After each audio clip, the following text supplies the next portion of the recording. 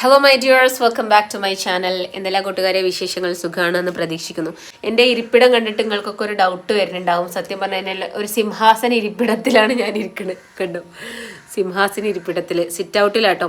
കഴിഞ്ഞ 1.5 മണിക്കൂറായിട്ട് ഞാൻ ഈ സിറ്റ് ഔട്ടിൽ ചമ്മറം പടിഞ്ഞിരിക്കണം. കണ്ടോ, ഈ സിറ്റ് ഔട്ടിൽ ആണ് ഞാൻ ഇരുന്നുകൊണ്ടിരിക്കുന്നത്. സംഭവം എന്താണെന്ന് വെച്ച് കഴിഞ്ഞാൽ ഈ ഡോറ് ലോക്കാണ്. ഇത് നമ്മളെ മെയിൻ ഡോറാണ്. ഡോറ് ലോക്കാണ്. അപ്പോൾ വിചാരിക്കണ്ട ആരെങ്കിലും എൻ്റെ അടുത്ത് പുറത്താക്കിയതാണോ എന്ന്. ഒന്നല്ല, സത്യം പറഞ്ഞാൽ മിസ്റ്റേക്ക് എൻ്റെ തന്നെയാണ്.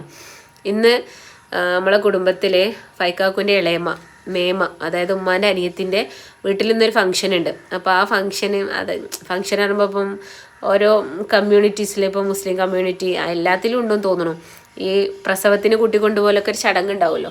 അപ്പം ഇന്ന് മേമാൻ്റെ മരുമോളെ പ്രസവത്തിന് കൂട്ടിക്കൊണ്ടുപോകലാണ്. സത്യത്തിൽ എനിക്കും ഉണ്ടായിരുന്നു കേട്ടോ പരിപാടി. പക്ഷേ എനിക്കിന്ന് കോളേജിൽ ഒഴിവാക്കാൻ പറ്റാത്ത സ്പെഷ്യൽ ക്ലാസ് ആയതുകൊണ്ട് എനിക്കിന്ന് കോളേജിൽ പോകേണ്ടി വന്നു. ഞാൻ വർക്ക് ചെയ്യണ college Nesra arts and science college കേട്ടോ. അപ്പോൾ അവിടെ ഇന്ന് സ്പെഷ്യൽ ക്ലാസ് ഉണ്ടായിരുന്നു. അപ്പോൾ രാവിലെ ഞാൻ 9 മണിക്ക് പോയി. 9:30ക്കാണ് ക്ലാസ് തുടങ്ങിയത്. അത് കഴിഞ്ഞിട്ട് ഞാൻ തിരിച്ച് വീട്ടിൽ വന്നു. വീട്ടിൽ വന്നിട്ടുള്ള അവസ്ഥയാണത്. സത്യം പറഞ്ഞു കഴിഞ്ഞാൽ ഓരൊക്കെ പരിപാടിക്ക് പോയി. അപ്പോൾ ചാവി സത്യം പറഞ്ഞാൽ ഞാൻ എടുത്തു കൊണ്ടുവന്നു. ഞാൻ കുറേ പ്രാവശ്യമായി സത്യം പറയാൻ തുടങ്ങിയിട്ടില്ല. ഞാൻ ചാവി ഉണ്ടല്ലോ, 2 ചാവി ഉണ്ട്. അപ്പോൾ എൻ്റെ അടുത്തുള്ള ചാവി യൂഷ്വലി എൻ്റെ ബാഗിൽ ഉണ്ടാവാറുണ്ട്. പക്ഷേ ഞാൻ ബാഗിൽ ചാവി വെക്കാൻ മറന്നുപോയി. ഇന്ന് മൊത്തത്തിൽ രാവിലെ ഒരു ട്രാജിക് ഡേ ആയിരുന്നു. അപ്പോൾ അതുകൊണ്ട് തന്നെ ആ ചാവി എടുക്കാൻ മറന്നതുകൊണ്ട് എന്ത് സംഭവിച്ചു, ഡോറ് ഇപ്പോൾ ലോക്കാണ്. അപ്പോൾ ഫൈക്കാക്ക് കുറേ പ്രാവശ്യം വിളിച്ചിട്ടുണ്ട്. ഞാൻ ക്ലാസ് എടുക്കുന്നില്ലല്ലോ, പക്ഷെ ഞാനൊരു ഉത്തരവാദിത്ത ബോധമുള്ള ടീച്ചറായതുകൊണ്ട് ഞാൻ എന്ത് ചെയ്തു, ഫോണൊക്കെ സൈലൻ്റ് ആക്കി വെച്ചിരിക്കുന്നത്. അപ്പോൾ അതുകൊണ്ട് ഫൈക്കാക്ക് വിളിച്ചത് അറിഞ്ഞിട്ടില്ല. അങ്ങനെ സംഭവിച്ചത് എന്താണെന്ന് വെച്ചാൽ സംഭവിച്ചത് എന്താ വെച്ച് കഴിഞ്ഞാൽ ചാവി ഞാൻ എടുക്കാൻ മറന്നു. അതിനിപ്പോൾ ഞാൻ ഇവിടെ വന്ന് ഇങ്ങനെ വെയിറ്റ് ചെയ്ത് നിൽക്കും. അപ്പോൾ ഫൈക്കാക്ക് എന്നോട് പറഞ്ഞു, ഞാൻ വേണമെങ്കിൽ വരാം, പിന്നെ ഈ അവിടെ സിറ്റ് ഔട്ടിൽ ഒറ്റയ്ക്ക് ഇരിക്കണ്ട, ഞാൻ ചാവിയായിട്ട് വരണം. അപ്പം നീ ഫൈക്കാക്ക് ഇത്രയും കിലോമീറ്റർ ഇങ്ങോട്ട് വന്നിട്ട് പിന്നെയും തിരിച്ച് പോയി ഉമ്മാനെയും പിന്നെ ഉമ്മാൻ്റെ ഉമ്മ താത്തൂനെ ഇവരൊക്കെ എടുത്തിട്ട് പിന്നെയും ഇങ്ങോട്ട് തിരിച്ച് വീട്ടിലേക്ക് വരണ്ടേ. അപ്പോൾ എനിക്ക് പാവം തോന്നിയിട്ട് ഞാൻ പറഞ്ഞു, അത് കുഴപ്പമില്ല ഫൈക്കാക്കു, ഞാൻ ഇവിടെ ഇരുന്നോളാം. ഞാൻ വിചാരിച്ചൊരു അരമണിക്കൂറൊക്കെ എനിക്ക് വെയിറ്റിംഗ് വരുള്ളൂ. ഇത് ഏകദേശം 1.5 മണിക്കൂറായിട്ട് എൻ്റെ അവസ്ഥ തന്നെ. ഇവിടെ ഇങ്ങനെ ഇരിക്കുക. അതാണെങ്കിൽ ചുട്ട് പഴുത്തിട്ട് വയ്യ, ഭയങ്കര ചൂടാണ്. ഉച്ചയല്ലേ, നട്ടുച്ച. കണ്ട സമയം നട്ടുച്ചയാണ് കേട്ടോ. അപ്പോൾ സമയം എത്രയാണെന്നറിയോ? ഇപ്പോൾ ഞാൻ പറഞ്ഞുതരാം. സമയം 3:15 അങ്ങനെയൊക്കെ ആയിട്ടുള്ളൂ. അപ്പോൾ നട്ടുച്ച സമയമാണ്, നല്ല ചൂടാണ്. പിന്നെ മാത്രമല്ല ഇതെല്ലാം കൂടെ ചുറ്റിക്കെട്ടിയിട്ട് ആകെപ്പാടെ ഒരു പുക ഇട്ട് മൂടിയൊരവസ്ഥയാണ്. ഭയങ്കര ബുദ്ധിമുട്ടാണ്. അപ്പോൾ അതാണ് ഇപ്പോൾ സത്യം പറഞ്ഞാൽ അതിൻ്റെ ഒരു അവസ്ഥ. ഇന്ന് രാവിലെ ഞാൻ ചാവി എടുക്കാൻ മറന്നതിൻ്റെ ഒരു റീസണും കൂടെ ഞാൻ പറഞ്ഞുതരാം. എന്താണെന്ന് വെച്ച് കഴിഞ്ഞാൽ സാധാരണ എല്ലാ ദിവസവും ഞാൻ രാവിലെ എണീക്കാറുണ്ട് കേട്ടോ. അപ്പോൾ രാവിലെ എന്ന് പറയുമ്പോൾ എല്ലാവരും വിചാരിക്കും, അർദ്ധരാവിലെ ഒക്കെ എണീറ്റ് എന്നൊക്കെ തോന്നും. അർദ്ധരാത്രി എന്നൊക്കെ എല്ലാവരും പറയും, അർദ്ധരാവിലെ എന്നൊന്നും പറയില്ലേ. അപ്പോൾ എന്താണെങ്കിലും ഞാൻ രാവിലെ എണീക്കാൻ മീൻസ് ശനി ഞായറാണല്ലോ കുറച്ചധികം ദിവസം കിടന്നുറങ്ങണ ദിവസങ്ങൾ. ഇവമോൾക്ക് ഇന്ന് സ്കൂളില്ല, അതുകൊണ്ട് ഇന്ന് എനിക്ക് കോളേജിൽ പോകാൻ തന്നെ ആദ്യം മുതലേ ഒരു ചെറുതായിട്ടൊരു വിമിഷ്ടം ഉണ്ടായിരുന്നു. പിന്നെ ഇവമോളുടെ സ്കൂളിൽ നിന്ന് മീറ്റിങ്ങൊക്കെ ഉണ്ടായിരുന്നു. അപ്പോൾ അതിനൊക്കെ പോകണമെന്നൊക്കെ ഉണ്ട്. പിന്നെ അതൊന്നും പറ്റിയില്ല, കാരണം ഇന്ന് സ്പെഷ്യൽ ക്ലാസ് ഉള്ളതുകൊണ്ട് എന്തായാലും അവിടേക്ക് പോകാതിരിക്കാൻ പറ്റില്ലല്ലോ. അപ്പം ഞാൻ ഫൈക്കാക്കുവിനോട് ഞാൻ ഇന്നലെ കിടക്കുമ്പോഴേ പറഞ്ഞ് ഏൽപ്പിച്ചിട്ടുണ്ടായിരുന്നു, രാവിലെ ജിമ്മിന് പോകുമ്പോൾ തിരിച്ചു വരുമ്പോൾ മുട്ടക്കറിയും പൊറോട്ടയും കൊണ്ടുവരണം. അപ്പം ഇപ്പോൾ യൂഷ്വലി നമുക്ക് നീറ്റ് കഴിഞ്ഞാൽ ലേഡീസിന് അധികം സമയം പോകുക എന്താണ്, ഫുഡ് പ്രിപ്പയർ ചെയ്യാനാണല്ലോ. അപ്പം ഞാൻ ബ്രേക്ക്ഫാസ്റ്റ് ഉണ്ടാക്കിയിട്ടാണ് ഞാൻ സാധാരണ പോവൽ. അപ്പം ഇന്ന് ഞാൻ വിചാരിച്ചു ഫൈക്കാക്കും നീറ്റിട്ടുണ്ടാവും, അപ്പം എന്തായാലും പൊറോട്ടയും ചിക്കൻ കറി മുട്ടക്കറിയൊക്കെ കൊടുത്തിട്ടുണ്ടാവും. അപ്പോൾ അതുകൊണ്ട് കുറച്ച് നേരം കൂടെ കിടക്കാമെന്നൊക്കെ വിചാരിച്ചിട്ട് ഞാൻ നേരത്തെ അലാരം വെച്ചിട്ടാണ്, ഒരു 1.5-3 മണിക്കൂർ ലേറ്റ് ആയിട്ടാണ് ഞാൻ അലാരം വെച്ച് കിടന്നത്. നീറ്റപ്പണ്ട് ഫൈക്കാക്കു ജിമ്മിന് പോയിട്ടില്ല. അങ്ങനെ ഫൈക്കാക്കു കിടന്നുറങ്ങുന്നുണ്ട്. ഞാൻ കാലിനൊരു നുള്ളെടുത്തിട്ട് ചോദിച്ചു, ഇല്ല ഫൈക്കാക്കു നിങ്ങളെന്ത് ജിമ്മിന് പോവാനിയെന്ന് ചോദിച്ചു. അപ്പം എന്നോട് പറഞ്ഞ് തലവേദനയാണെന്ന് പറഞ്ഞിട്ട് പുതപ്പിട്ടിട്ട് ഒറ്റ കിടത്തം. ഞാൻ ശശിപ്ലിങ്ങായി. അപ്പം ഇനിയിപ്പോൾ ബ്രേക്ക്ഫാസ്റ്റ് ഉണ്ടാക്കാനൊന്നും സമയമില്ല. നേരെ വൈകി കഴിഞ്ഞ് കഴിഞ്ഞാൽ കുട്ടികളൊക്കെ അടുത്തി കോളേജിലെത്തി വെയിറ്റിംഗ് ആവില്ലേ. അപ്പോൾ പിന്നെ ഒരു 1.5 മണിക്കൂർ വെയിറ്റായി. ശരിയല്ലല്ലോ, നമ്മളൊരു പ്രൊഫഷണലാകുമ്പോൾ ഓൺ ടൈം എത്തണമല്ലോ. നമ്മൾ കുറച്ച് ഫാമിലി മാറ്റേഴ്സ് സാക്രിഫൈസ് ചെയ്താലും നമ്മൾ പ്രൊഫഷണൽ ഒരു ഇത് വരുത്താൻ പാടില്ല എന്നാണ് എൻ്റെ ഒരു ചിന്ത കേട്ടോ. ഞാൻ പറഞ്ഞു എന്നാൽ ഓക്കെ ഞാൻ എന്തായാലും കോളേജിൽ പോകാമെന്ന് വിചാരിച്ചിട്ട് ഞാൻ പോയി. പിന്നെ ഉമ്മ ഉണ്ടല്ലോ അവിടെ, അപ്പം ഉമ്മ ബ്രേക്ക്ഫാസ്റ്റ് ഉണ്ടാക്കിക്കോളും എന്ന് വിചാരിച്ചു. അതാണ് ഇന്ന് രാവിലെ മൊത്തത്തിൽ എൻ്റെ പ്ലാൻ ഫ്ലോപ്പ് ആവാനുള്ള റീസൺ. നീറ്റപ്പോൾ എന്തൊക്കെ ചെയ്യേണ്ടതെന്ന് അറിയില്ല. പിന്നെ പോകുമ്പോൾ ഇവമോൾക്കും പിന്നെ ബേബിക്കൊക്കെ ഇടാനുള്ള ഡ്രസ്സ്, ആ സാധനങ്ങളൊക്കെ എടുത്തു കൊടുക്കണം, അങ്ങനെ കുറേ പരിപാടികൾ.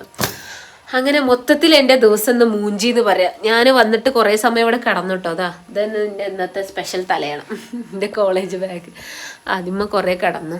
സത്യം പറഞ്ഞാൽ എനിക്ക് വീഡിയോ ചെയ്യാൻ എൻ്റെ ഒരു ട്രൈപോഡ് പോലും ഇല്ല, ഒക്കെ വീടിൻ്റെ ഉള്ളിലാണ്. അപ്പം എന്തായാലും ഞാൻ പുറത്തിറങ്ങിയിട്ട് ഇങ്ങനെ ഇവിടുത്തെ ഓരോ കാര്യങ്ങളൊക്കെ കാണിച്ചിരുന്നു. ഒരു പോകുന്നുണ്ട് എന്ന് പറഞ്ഞു, ഒരു അരമണിക്കൂറിനുള്ളിൽ ഇവിടെ എത്തുമെന്ന് പറഞ്ഞു. അപ്പോൾ ചുമ്മാ മുറ്റത്തൊക്കെ ഇറങ്ങി കാര്യങ്ങളൊക്കെ നിങ്ങളെ കാണിച്ചു തരാമെന്ന് വിചാരിച്ചു ഞാൻ. ഇതാണ് മുറ്റട്ടോ, നമ്മളെ കിണർ ഇതാണേ. കിണർ ഒരു പ്രാവശ്യം സംഭവിച്ചത് എന്താ വെച്ചാൽ, ഈ കിണറ്റിൽ പൂച്ച ചാടി ചത്തു.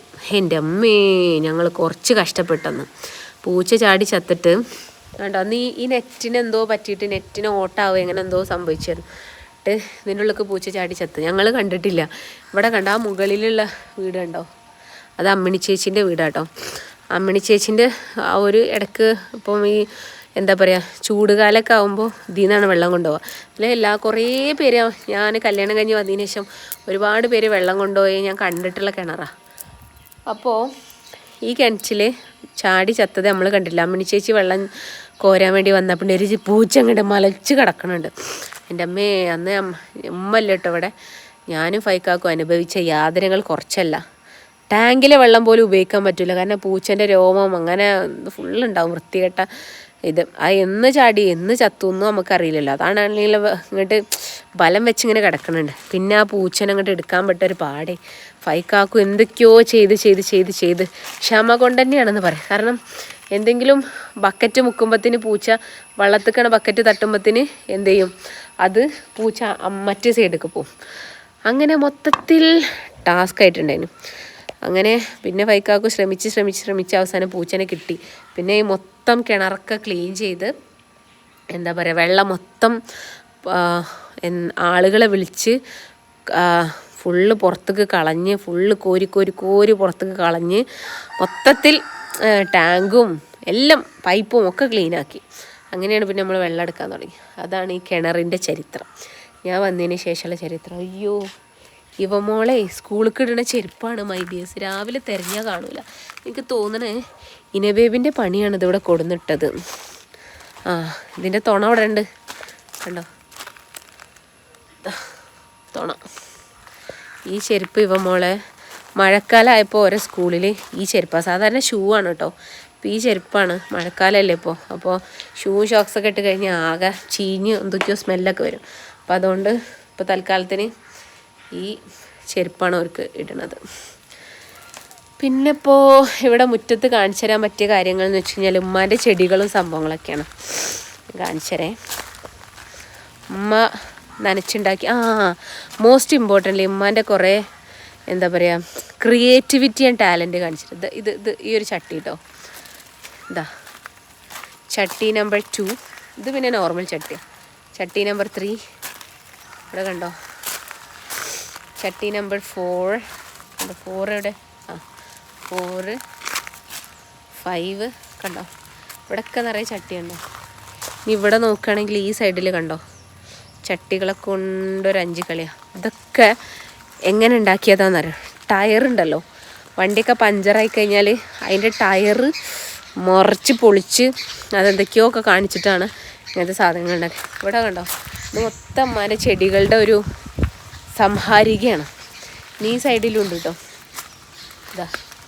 ഇതൊക്കെ ഓരോ. ഇനി വേറൊരു മോഡൽ ചട്ടി കാണിച്ചാൽ കേട്ടോ, ചട്ടി ഭ്രാന്തന്മാർ. ഇത് കണ്ടോ, ഇതെന്തോ സിമെൻറ്റോട് ഉണ്ടാക്കിയ ചട്ടിയാണ്.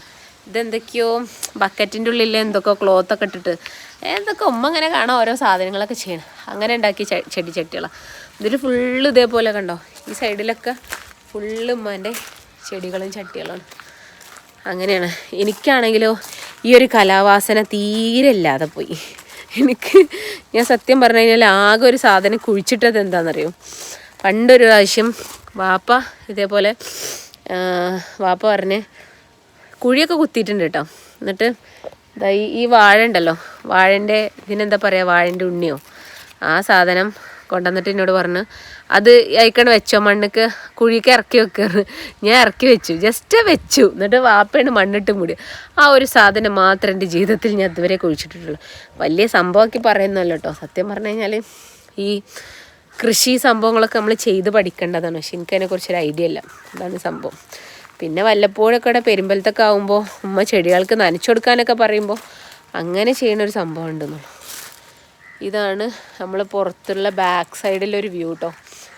ഇതിലെങ്ങനെ പോയാൽ ഇവിടെ കണ്ടോ ഒരു നടവഴി കണ്ടോ, ആ നടവഴി കൂടെ അങ്ങനെ പോയാൽ തറവാട്ടിക്കുള്ള ഇതാണ്. ഇവിടെ നിന്ന് നോക്കിയാൽ നിങ്ങൾക്ക് കാണുന്നുണ്ടോ, അതാണ് നമ്മളെ തറവാട്. അങ്ങനെയാണ് കഥ. പിന്നെ ഇത് നമ്മളെ വീടിൻ്റെ സൈഡ് വശമാണ്. ഇതിങ്ങനെ ഫ്രണ്ട്, ഇതിങ്ങനെ സൈഡ് വശം, അങ്ങനെയൊക്കെയാണ് ചുരുക്കി പറഞ്ഞാൽ മൊത്തത്തിൽ വീടിൻ്റെ ഒരു ലുക്ക് ഔട്ട് എന്ന് പറഞ്ഞു കഴിഞ്ഞാൽ അതാണ്. പിന്നെ ഈ വീടിൻ്റെ ഇത് സത്യം പറഞ്ഞാൽ കുറച്ച് ഓൾഡ് വീടായിട്ടുണ്ട് കേട്ടോ അത്. കാരണം തറവാടാണ്, ഫൈക്കാക്കുവാണല്ലോ ചെറിയ സിസു, അപ്പം അതുകൊണ്ട് നമ്മളാണ് ഇവിടെ ഉള്ളത്. ഇത് ഷെഡ് രണ്ടാമത് കെട്ടിയതാണ് വണ്ടി. ഇവിടെ മൊത്തത്തിലുള്ള വണ്ടികൾ എന്ന് പറഞ്ഞു കഴിഞ്ഞാൽ ഒരു വെസ്പ ഉണ്ട്, എൻ്റെ സ്വന്തം വെസ്പ. പിന്നെ ഇയോൺ ഉണ്ട്, പിന്നെ ഒരു XUV ഉണ്ട്. XUVയിലാണ് ഓരിപ്പോൾ പോയിണത്, ഇനിയിപ്പോൾ വരികയുണ്ടാവും. അതൊക്കെയാണ് മൊത്തത്തിൽ ഇവിടെയുള്ളൊരു ലുക്ക്. ഇനി ഞാൻ ഇടയ്ക്ക് വന്ന് കണ്ണാടി നോക്കണ സാധനമാണ് ഇത് കണ്ടോ.